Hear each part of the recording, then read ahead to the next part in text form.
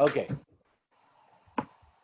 Good morning, good afternoon, good evening, wherever you are in the world. At the participants of the Institute for Real Growth Leadership Program, we have people typically joining our calls all the way from Australia through California, the East Coast of North America, the UK and the rest of continental Europe, and then all the way back through Singapore and China. And it's always exciting to see so many people joining from all around the world. We are signing in from upstate. Well, let me ask you, because we have a special guest today. This is Mark de Swan-Arons, and I'm very, very happy and proud to have a conversation today with a friend and a colleague for many, many years, Antonio Lucio. I will introduce you properly in a minute, but Antonio, thank you for being here. Where are you and how are you? Yeah, I'm in San Francisco right now. Early morning for me, as it is for many people. I have to say I'm a bit tired, like most of you probably are right now after this long quarantine and mixture of incredible challenges that we're facing as a human race. And I am also at a very reflective, if you will, period in my time in my life. So I'm happy to get into that if you want. Well, fantastic, Antonio. And indeed, it's 6:02 or 6:03 your time. So on behalf of everyone, thank you so much for making the time in a schedule that I can't even begin to think of what it looks like. Antonio Lucio, the Chief Marketing Officer of Facebook. But if I have to introduce you properly, which I want to, I know that you've been elected CMO of the Year and Global CMO of the Year. But more importantly, the accolades I know don't mean that much to you. More importantly, you, I think, have in many ways, you've really laid the path for so many marketers and senior marketers by jumping into roles at the moment when marketing was what the company needed, when marketing was instrumental in major changes in the company, and when marketing was a full business partner, not a function that somehow operated on the side. What I know from your career is we first met some 20 years ago when you were leading the capability thinking at PepsiCo, and you were really thinking about how to lift that company to a new level of marketing capabilities. And I think we connected around that theme. Then you moved exactly at the moment that it was important to Visa, where they were actually moving from being some, a collaboration between bankers that provided cards to it becoming a real company. And I remember there was an IPO, road shows, and you were actually telling the world, telling the story of what this new company would and could be. And then what I found so impressive is that when you went into that role, you actually didn't just lead marketing, but you took an HR role. We'll get to that later, or at least an HR responsibility. And then again, you made a huge shift to HP, where the company was splitting and becoming a completely new company. And again, you were there, right there and then, and built a capability, a marketing function out of nowhere. And then, of course, everyone now knows you jumped into Facebook at a time when that organization was in the news, probably more than it wanted to be at the time, but a massive transition, dealing with its growth, and you're there now. That's a journey that so many people can learn from. So Antonio Lucio, it's a huge honor that you can be part of this Humanizing Growth series of the Institute for Real Growth. You said already a little bit I think you called it a crisis of humanity, or you used big words. How would you describe the word today, and what are your biggest learnings of the last few months?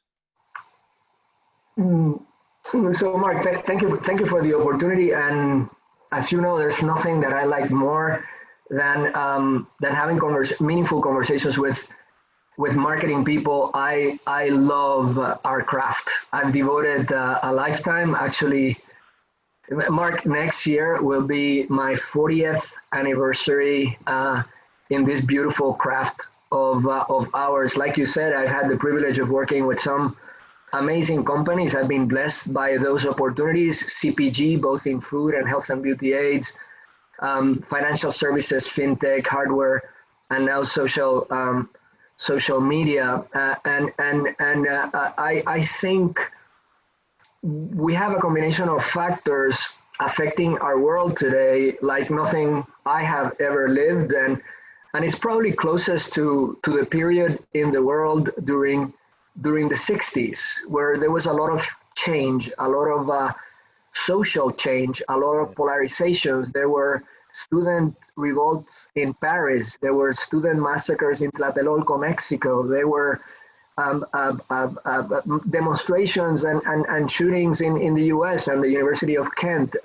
When you take a look and you read about these times as Berkeley as well,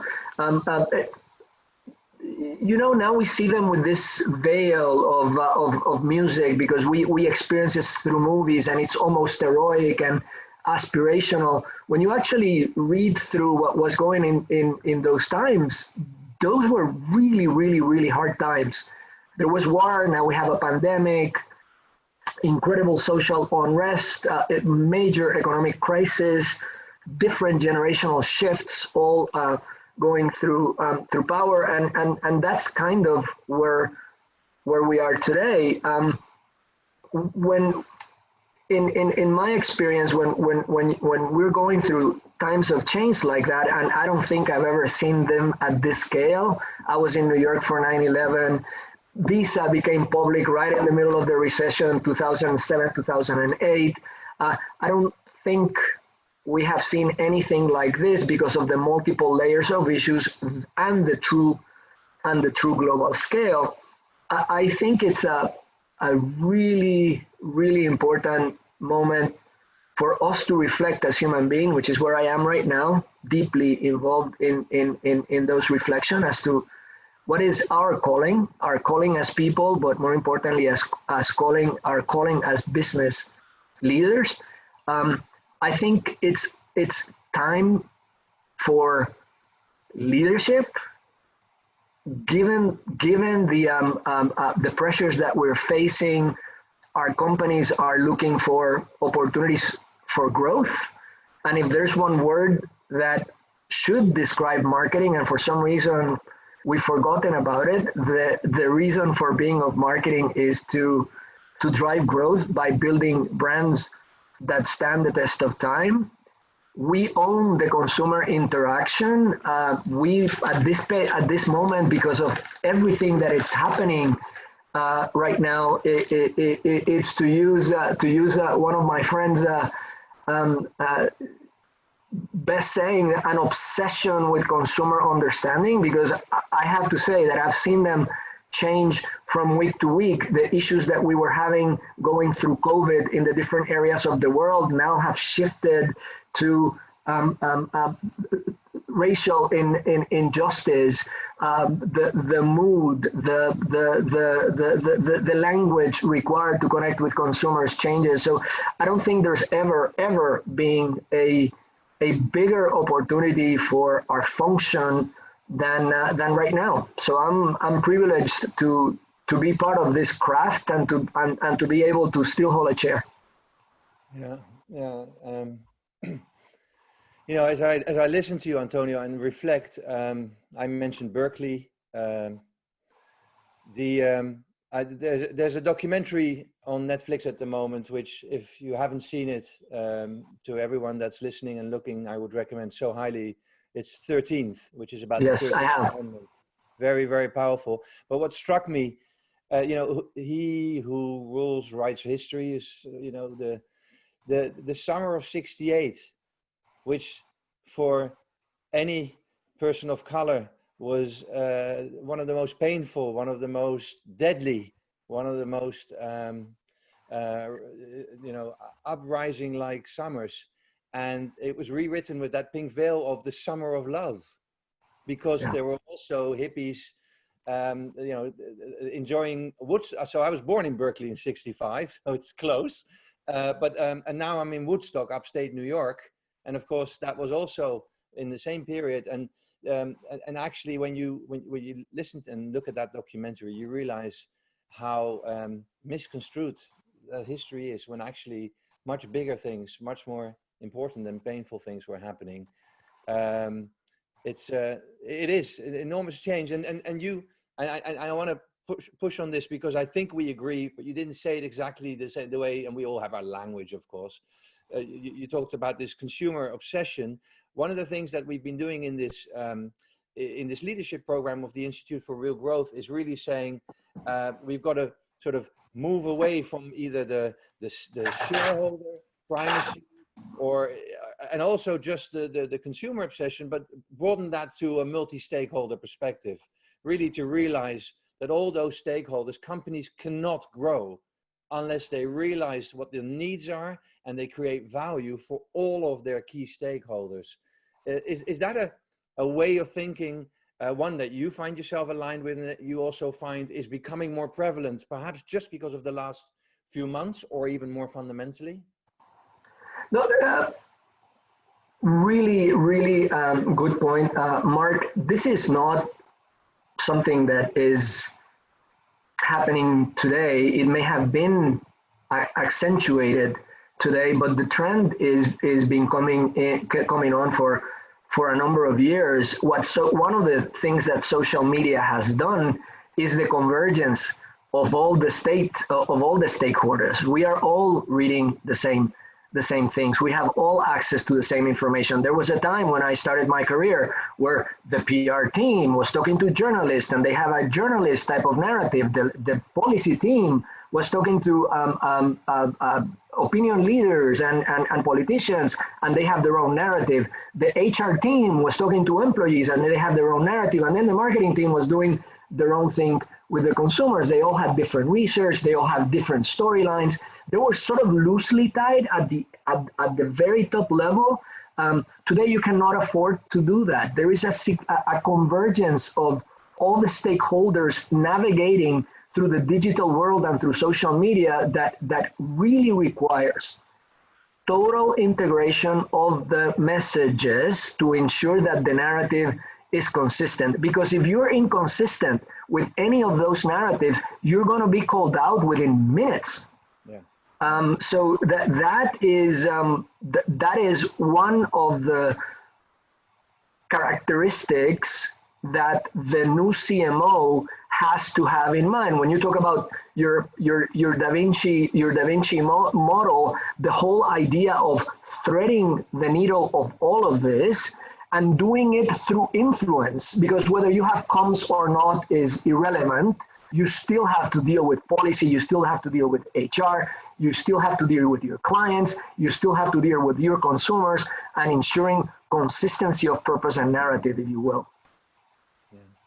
Now, I mean, this is something that we discussed a little bit in one of the earlier conversations with Michael Diamond, Professor Michael Diamond of New York, who's one of the faculty of the Institute for Real Growth. It's NYU and Oxford.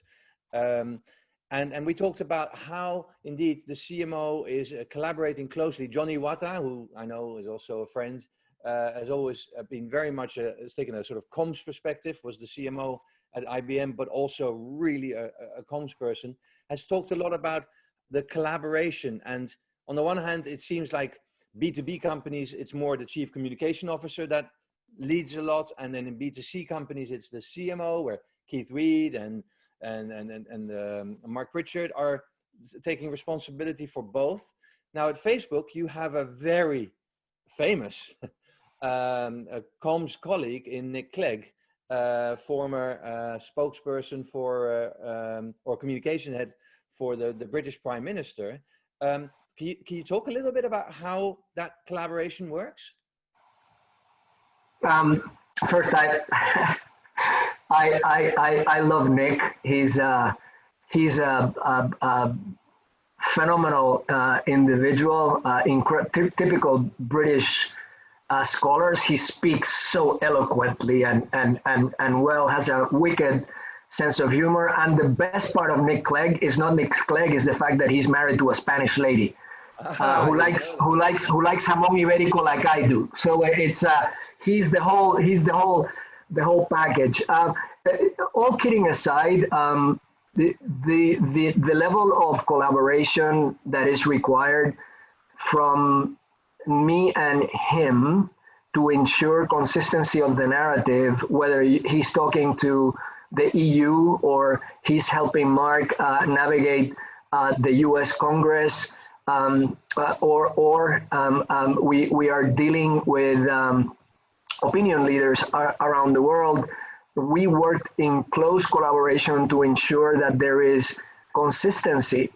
We worked at two levels, if you will. There is the corporate narrative and the corporate brand. When Facebook speaks as a corporation, there is complete alignment. What he's saying, what Mark is saying, the communication that the corporation will say across its multiple channels, that is complete alignment, and we meet weekly and we do it together. When it comes to the actual brands and the relationship of the actual brands or the individual apps, the Facebook app, the Instagram app, Messenger, WhatsApp, or even some of our services like Portal or Oculus, that is more of a direct-to-consumer communications where the comms part of it is just an amplification of that. So there is a very clear distinction as to the things that we are doing completely together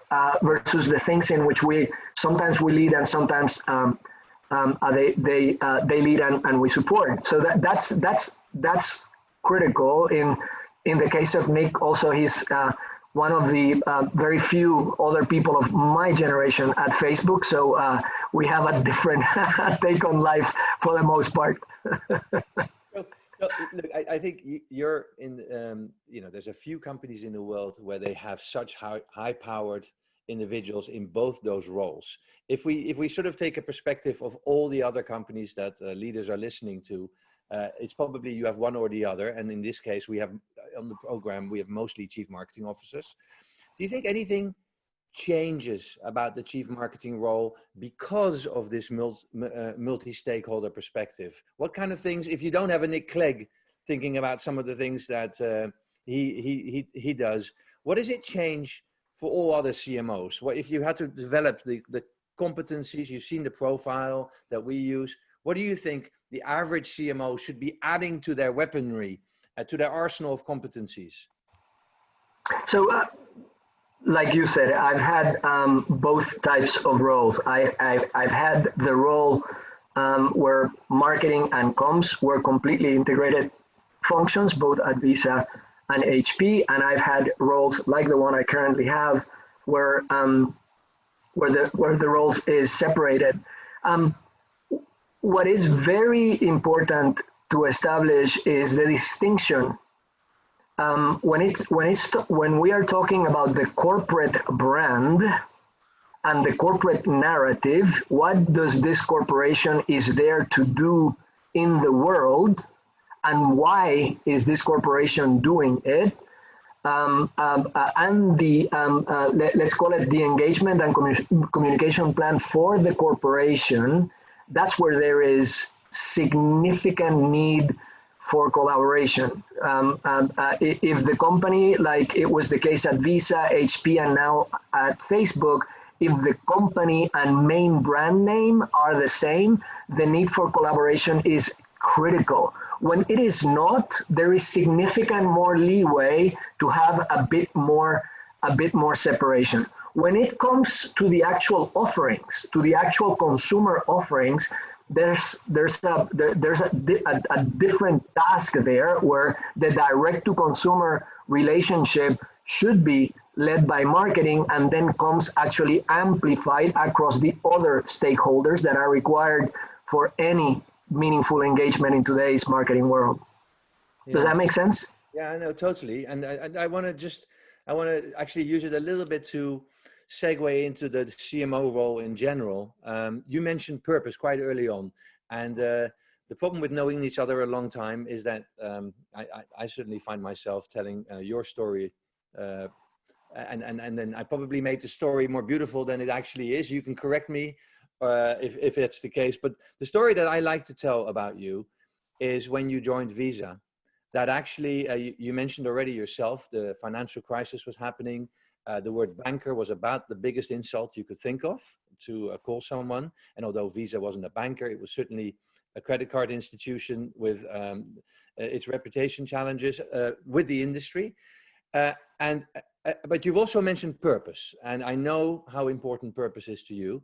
And what I was so impressed with was the story where you told me that, as any marketer would, you went back to the roots of the brand, and you found and you met the original founder of the company, who created it. And now you can correct me here if I say it too beautifully, but who actually created this credit card because he thought it was unfair that people of lesser wealth, of lesser means, couldn't easily buy things out of state, because the cross-state banking system is so prehistoric in this country.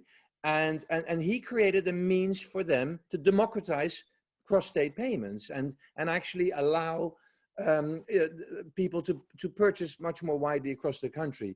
And that you, by going back to that purpose, and we always say companies were never created to make a lot of money. They were created by people that wanted to make a difference. By going back there, that's where you found the kernels of the positioning of the brand, and that's where you went back to also internally getting the company to rediscover its pride. And so just how, as a marketer, and if you look at company purpose, what is the role of the CMO there? Because of course the CEO owns the company, it leads the company, but the CMO has such an important role. How do you see that, and especially today? Really important question. I think we have to separate corporations that have been around for a very long time from more recent sort of companies. So working with Mark Zuckerberg, for example, is the first time that I'm working on a founders-led company, and it has its difference, and we'll get to that in a minute. But overall, as I went into Visa, as I went into HP, and as I entered Facebook, I always start with the same approach. Why was this company ever invented? In the case of what was the purpose? What was the idea behind the founder? In the case of Visa, I had the privilege that D Hawk was still alive, and I went to Seattle and spent probably 5 of the most meaningful hours that I have ever spent with someone.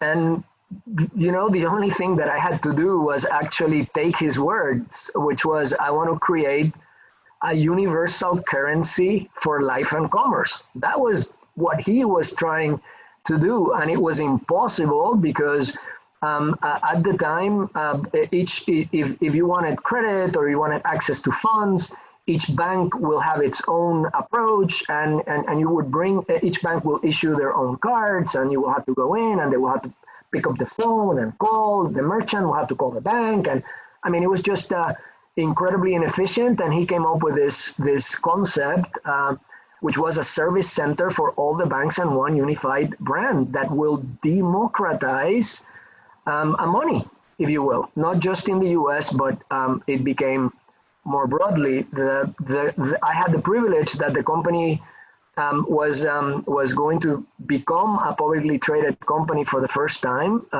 that it was going to become one unit as opposed to a separation of multiple units. So there was a need for a unified vision. My boss was an operating type of guy that delegated that to me. And again, since I was new, if I would have gotten the typical research route with a consultant, I would come in with beautiful, flowery language, and everybody will go, well, I like it or I don't like it. The moment that I came in with the words of the founder, it wasn't an Antonio concept.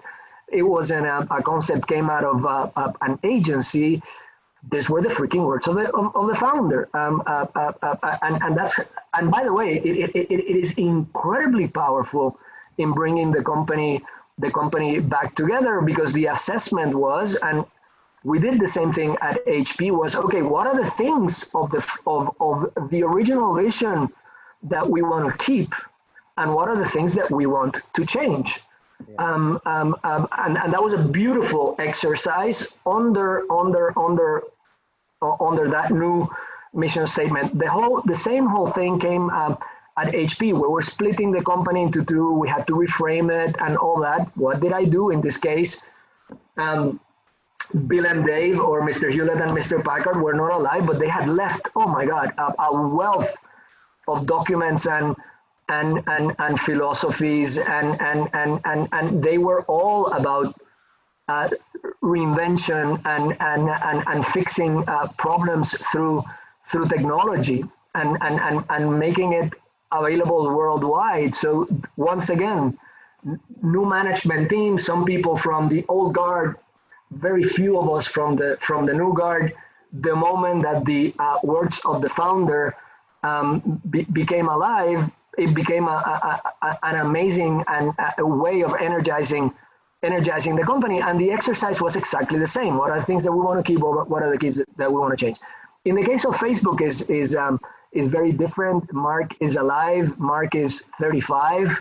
Mark is going to be around for a very long period of time. So any questions, any issue related to that particular vision, he is there to answer. My task there, or our task, the task that Nick and I have, is, because the company have not had a consistent narrative and an ongoing dialogue with its multiple stakeholders, it's probably one of the most misunderstood companies in the world, and it's our fault for not clarifying that. And our role has been, or as we have started the journey, is going to be two years next month, explaining who Mark is and what the company stands for.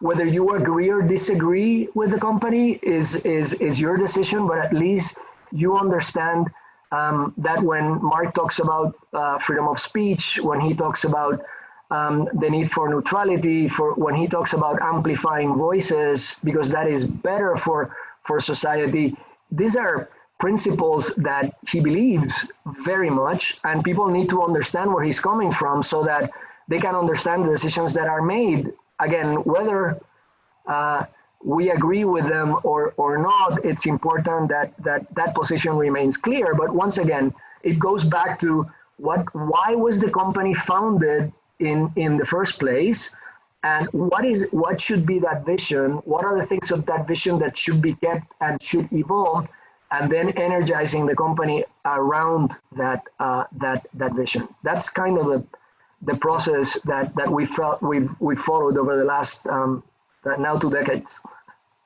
Yeah, so it's really nice how you are able to contrast the two, because I think probably 95% of our participants, and probably marketers, are in roles where the founder is no longer there. And in fact, very often, Frank and I wrote about this in HBR, where the founder was very successful.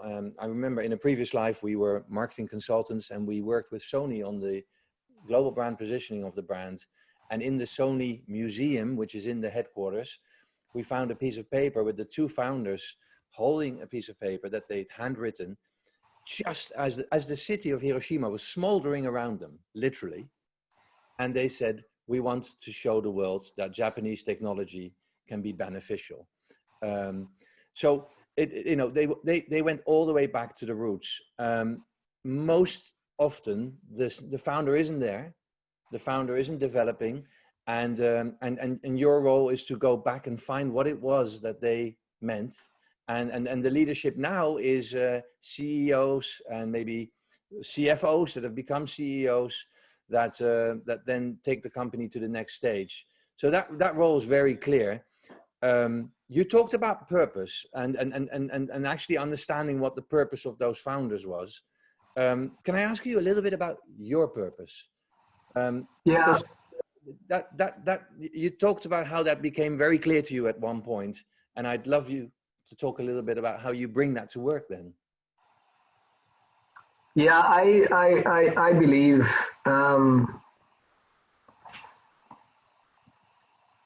that are that people that are grounded in deep personal purpose are going to build purposeful brands. That's integrity, if you will. I was a late bloomer to purpose. I found it relatively late in life. I was 44 at the time, and it came out of personal challenges. At the time, I was diagnosed with chronic depression, and I had to pause. I was traveling. I was the head of marketing for PepsiCo International, traveling like crazy, jet lagged most of the time, like most of the people in this room. I was completely unbalanced, and I got I got into trouble that way. I was not able to sleep. I was going through all sorts of physical and emotional challenges. I didn't know why, and then I had to seek help and understood that this was it was a condition at the chronic depression. So I had to pretty much reground myself. PepsiCo at the time was really amazing with me because I told them, listen, I can't travel this much anymore. I need time to reground myself. So if there's a job that you guys have that I can do while not traveling as much is great. If not, then I'm ready to move on and because I do need to take care of this. That meant medication. That meant therapy. That meant a change of lifestyle. That meant a lot more grounding and less traveling, if you will. At the time, also, I sort of had to re-anchor myself and come to terms to what it is that I wanted to do in life. I had been running since I was 21 and got out of the university, running from Procter and Gamble to Kraft to PepsiCo, like international career, just running. This was life. Life had given me two pauses over the last 40 years. This was one, and at the time I had to think through what is it that I wanted to do. And at the time I came to terms with, after a lot of reflection, a lot of conversations with people that I cared about, because the most important part of who you are is how the people that really care about you feel about you. The rest is fame, and the rest is it's really not that meaningful. But your true legacy begins with the people that you have very close to you. And at the time, and after a lot of reiteration, because this takes time and this takes conversation and this takes debate, internal and external with your in-group, if you will, I came up with, my role in life is to create environments where people working together can achieve extraordinary things while finding meaning and well-being. That's so. If I'm not creating the environment, I'm out of purpose. If people are not working together and I'm not facilitating them working together, whether it is family or work, I am out of purpose and I don't feel happy. If we're not achieving extraordinary things that we didn't think that we could when we started, again, whether that's personal or that's professional, I'm out of passion, and if we're not finding meaning or we're not finding well-being, I'm out of purpose. So that actually became a little bit of a guiding post for the evaluation of relationships, both personal and professional, jobs, as well as the tasks that I was going to fulfill. Then I seem, like you said, to be drawn to very difficult situation, whether it is taking a company public for the first time, or a company that is being split, or a company that it's under severe reputational and brand related problems, that's how I approach that, through the lens of my purpose. Over time, though, Mark, then particularly over the last 5-6 years, the mission has remained consistent. What has evolved right now is, where am I going to bring that mission or purpose to life, which is, it's my commitment. Particularly, it has become clear to me within this last 3 to 4 months that my reason to live today, for this last chapter of my corporate life, will be to bring transformational change to the marketing and advertising industry, and to make sure that diversity, inclusion, and equality is really present around the world. That's what I can do. That's what I've been working on as a side job for a very long time. That's where I want to spend most of my time today. Hopefully I can do it within my current company, but if not, over time, that's what I really want to do. I can bring a lot of value. I can bring a lot of experience on it, and I think that it is needed. It's needed more than ever, given the historical moment that we're living today. Well, I was just going to say, it's almost like the world is catching up with you. So we started the Institute for Real Growth with 3 days of brainstorming and thinking in Cannes 2 years ago. And as part of the scoping of the role, almost the whole group, there were 20 thought leaders around at the time, they went to your speech.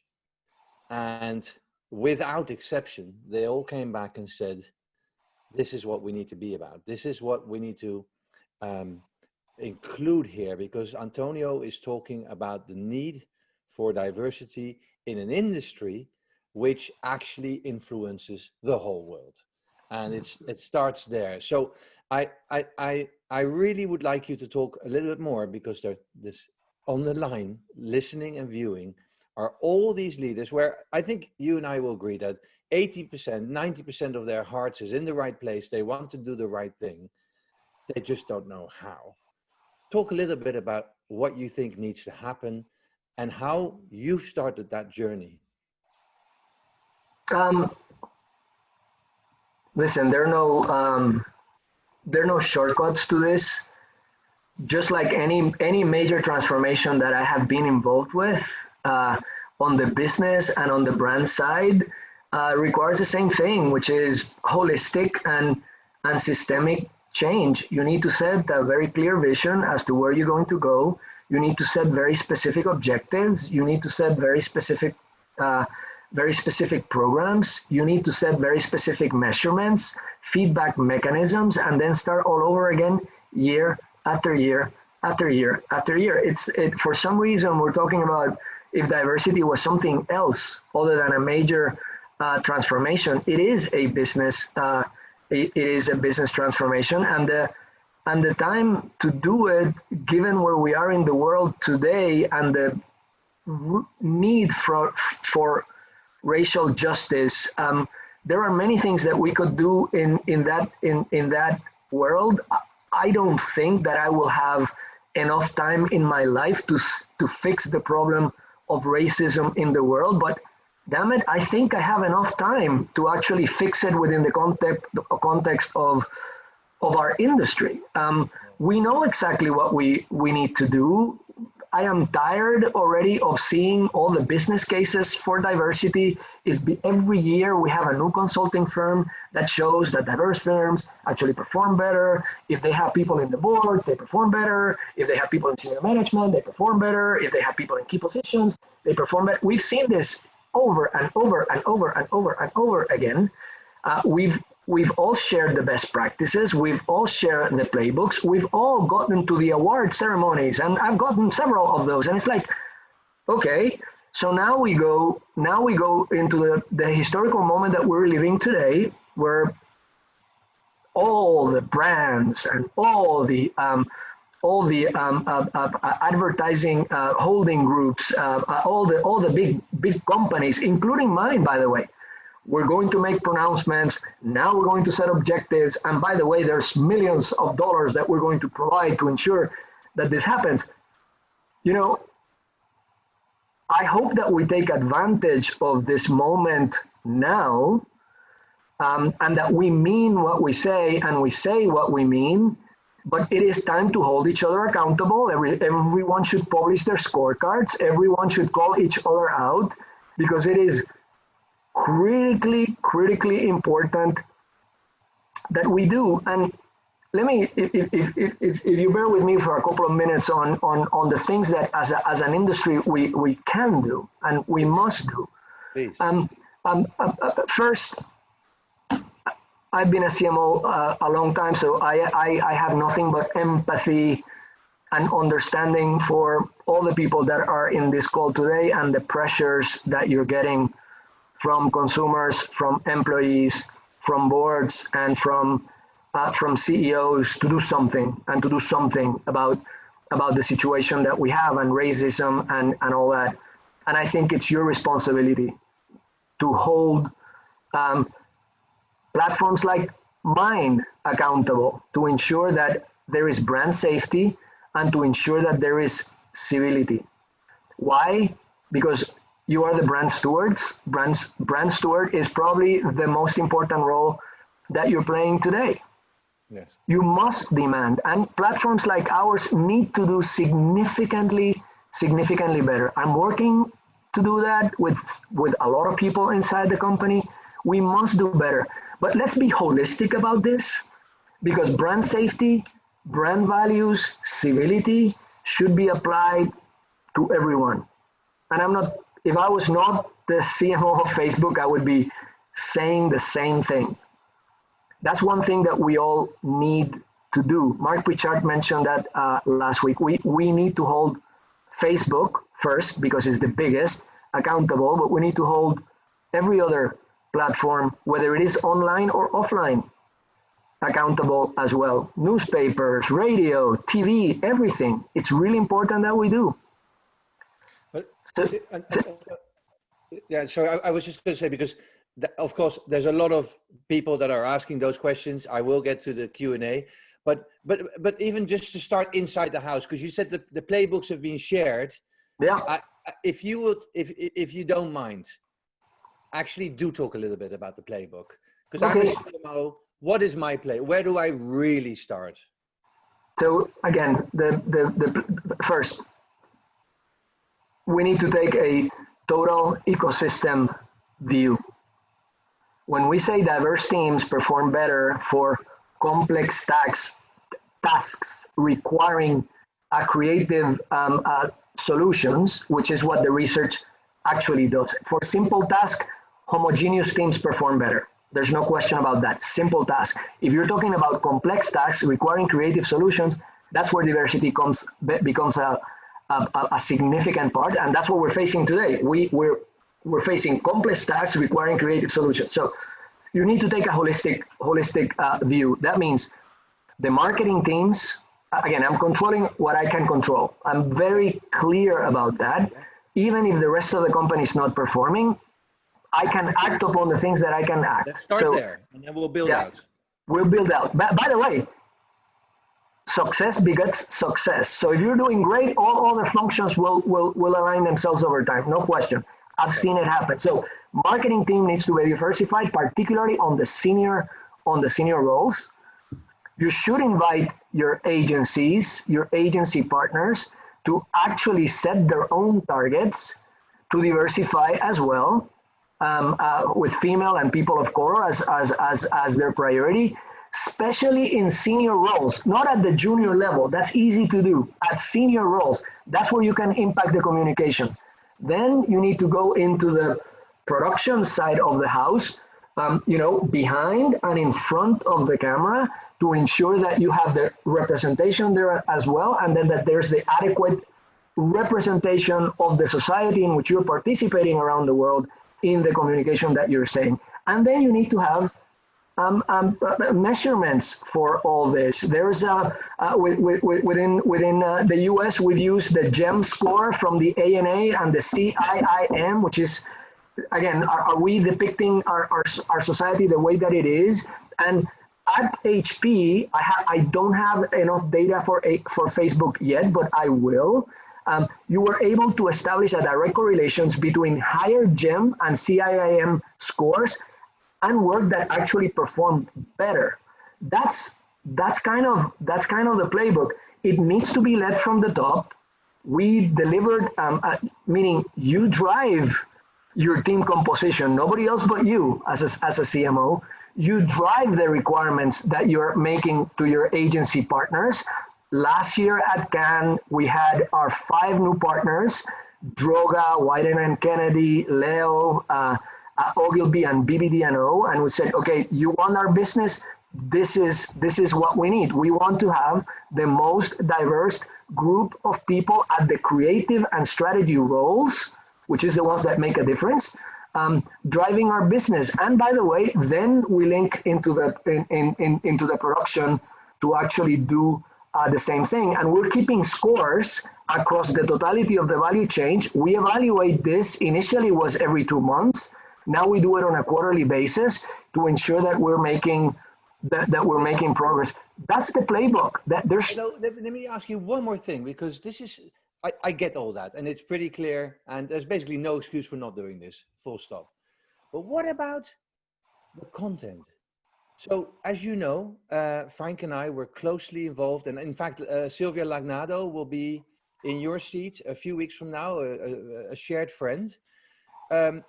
When we started working on Dove Real Beauty 20 years ago, the impact was the programs. At some point, 7 million kids went through a program to debunk the myth of real beauty and show that there was photo manipulation of images and so. But the real impact the brand was making was, yes, the teams were diverse and so, but was the actual communication that was reaching billions of impressions. So have you thought through, and is there any sort of thinking to help the leaders that, yes, I want to get my brand message across, but in all my messaging to the world, in all my engagement with consumers, I'm also impacting how they feel, think, and do.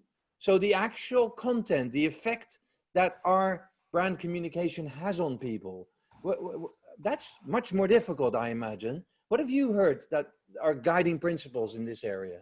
Well, first, it all starts with an obsession for consumer understanding and an understanding of the dynamics of the different groups that are present in a society. I think for many years as marketers, we've had this total market focus, which means that we create the average of the average of the average to create this single message that is directed to this hypothetical consumer that has nothing to do with the real consumers that are consuming our product. So it starts with that. That should translate into the actual brief, and then when you have a group of people that are across the totality of the value chain, the output is going to be significantly better. I've seen that, and I've been able to measure dramatic results when we're able to depict consumers the way that consumers want to be depicted. When you're able to rid yourself from stereotypes, and I have to say that it has become really critical in countries like the US, like the UK, like France, that have a history of racial conflict. Understanding those dynamics and how to address them and how to depict them in our communication is not, I happen to believe that it's no longer a nice to do, it's a must do to be able to be present in culture in a relevant sort of way. So yes, absolutely. Can I push it even further? This is a pet peeve of my wife's. We were on a trip in Asia recently, and the terrible thing as you travel through there is that all the malls look the same. If you go to the big shopping mall in Shanghai, Singapore, Japan, it doesn't make a difference. And then what got my wife so mad was that the ads that were depicting the luxury products that we're all supposed to aspire to featured Western people, not Asian people, not Chinese people in China. And so you say, depict people how they want to be depicted, but sometimes, you know, there's a history there. And here are brands that are perpetuating the fact that actually what I need to be aspiring to is to look like this Western lady. At what point does the brand actually go a little bit against what the current thinking is of what beauty looks like, or the current thinking is of what I should be aspiring to actually not play that game and perpetuate the systematic racism that's there? How do you even address a question like that? Well, I think that we're going through a, again, you have to, when you talk about this obsession for consumer understanding, you would see today that the world has moved towards hyper-nationalism. The pendulum has shifted from global to local and from local to community, if you will. And I think that at this moment, there is nothing more important that brands can do to be able to connect with those local consumers in those particular terms. Without that, I think we're going to err on the relevant side, which, by the way, many of the brands that you're talking about on the luxury category have made significant mistakes, particularly nowadays, that you can be called for just by trying to project a globalistic view of the world that is not relevant whatsoever. So the one thing that I have to say, Mark, is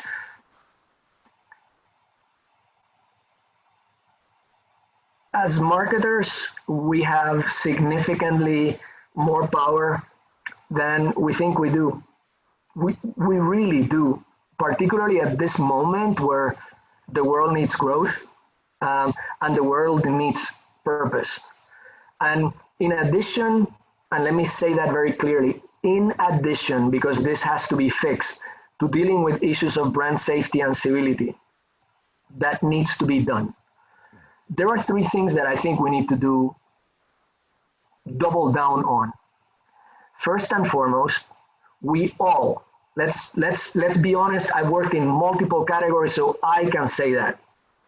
We all have in our product portfolios brands and or marketing approaches and or services and or value chain issues that we should deal with.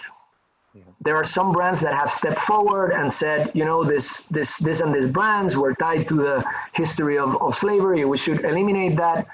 But we have multiple categories that have had a history of prejudice or perpetuating stereotypes. We also have brands, both in food and in industrial goods, where the supply chain is not clean. Right. Where we stand for values with the Black community in the United States and in Europe, but we forget about those values when we talked about Africa and emerging markets. We have the power to actually address those issues holistically, just the same way that we have the power to tell Facebook and all the channels in the world, get your act together. We have the power internally to actually do that. The next thing is we have the power to drive the total ecosystem in terms of diversity, inclusion, and equality. It's sickening to me that for many years, as marketers, we have adopted cultural appropriation from the Black culture or from the Hispanic culture or from many cultures around the world, where our senior leadership teams sometimes don't even have one Black person, not one. And we're there talking about, for our brands, one thing, and internally we're doing something completely different. It's time that we take this seriously. And then the third part is what you were saying. Let's just make a commitment that when we're putting communication in the world, for God's sake, is a representation of the people that we serve, without prejudice, without stereotypes, just people the way that they want to see themselves. We can do that. We can do those four things. We can demand brand safety, we can demand having the right product portfolio and the right supply chain, we can demand the level of representation, inclusion, and equality in our system, and we should drive the way that we communicate with the external world. That if whatever I have left in my corporate world, wherever I am, that's what I want to work towards, because that is something that we control. Nobody else has. Nobody else. We don't need to change the law. We don't need to go for racial justice. This is us. That's if. And by the way, if we don't do this, shame on us. Shame on me. Shame on Antonio Lucio. That's how strongly I feel about this. This is our calling. This is our moment. This is our war, or this is my war. Antonio, I mean, in earlier conversations you said never waste a crisis, but this is that's almost opportunistic now. If you think about, if I can just connect it to the people that are listening, a lot of these leaders are the marketing leaders that have completed 3 modules of the Real Growth Leadership Program. And literally next week, the agenda for everyone is, now what's the impact that I will have delivered by the end of 2020? What is the impact that I expect to have delivered a few years from now? So the timing of this conversation, Paul Polman previously, I think you saw that, said you have no excuse. No one needs to give you space. You need to take the space. And what you're very clearly saying is not just like any other executive, because every executive has these responsibilities, but we in the marketing and communication have such an enormous impact in terms of actually shaping how people feel and think. And that is a weapon, and it's power for good, depending on how you depend to yield it. So Antonio, I'm not gonna take anything away from that except to say you couldn't have been here at a better moment, and you couldn't have been a better contributor. And I wanna, on behalf of everyone, I wanna truly thank you for your contribution. And I hope that as we go through this, because these are all marketing leaders trying to figure it out, and you're ahead, you're fighting even bigger fights, and I respect you for that, but that we can keep counting on you to help the pack, the other leaders, the younger leaders, the upcoming CMOs, to keep learning from you, from what went well and what didn't go well. Can we keep counting on you for that? The industry. You can count on me for forever. I am deeply proud of our craft. I love what we can do.